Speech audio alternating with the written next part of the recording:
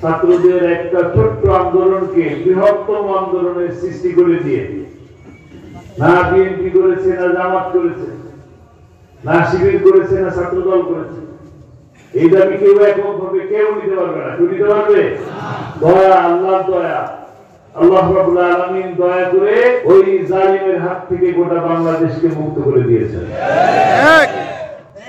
আমাদের কলিজার টুকরা সন্তান সমতুল্য ছাত্ররা রাজপথে জীবন দিয়েছে।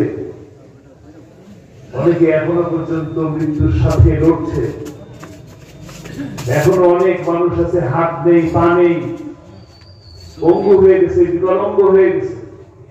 তাদের সেই রক্তের বিনিময়ে, তাদের সেই ত্যাগের বিনিময়ে আজকে আমরা বলছি কি ভালো আছি, স্বাধীন হয়েছে।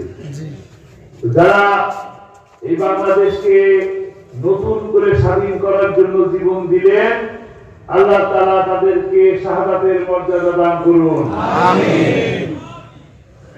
তাদের এই ত্যাগকে, তাদের এই কুরবানিকে আমরা যেন সকলে মিলে ঐক্যবদ্ধ হয়ে তাদের সেই ত্যাগ স্বপ্নকে সফল করতে পারি, সেই তৌফিক আমাদেরকে দান করুন।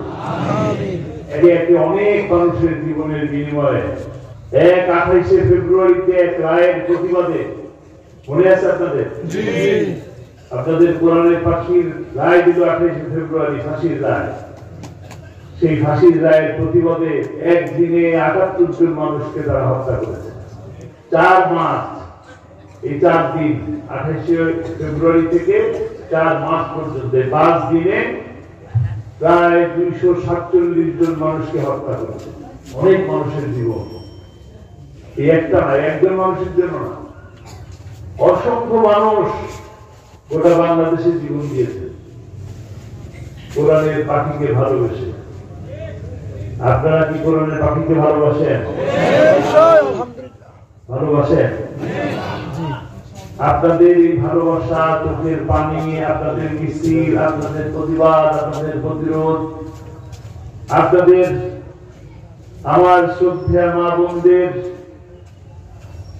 রোজা রাখা, তাহাজ্জুদের নামাজ পড়া, আপনাদের চোখের পানি, আমার ভাই বোনদের রাজপথে বিলিয়ে দেওয়া রক্ত এবং জীবনের বিনিময়ে তাকে তো ফাঁসি থেকে বাঁচাতে পেরেছিলেন, কিন্তু তাদের ষড়যন্ত্র থেমেছিল না।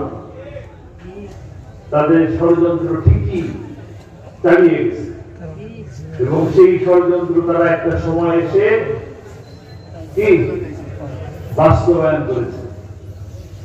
আপনারা কি তার বিচার চান?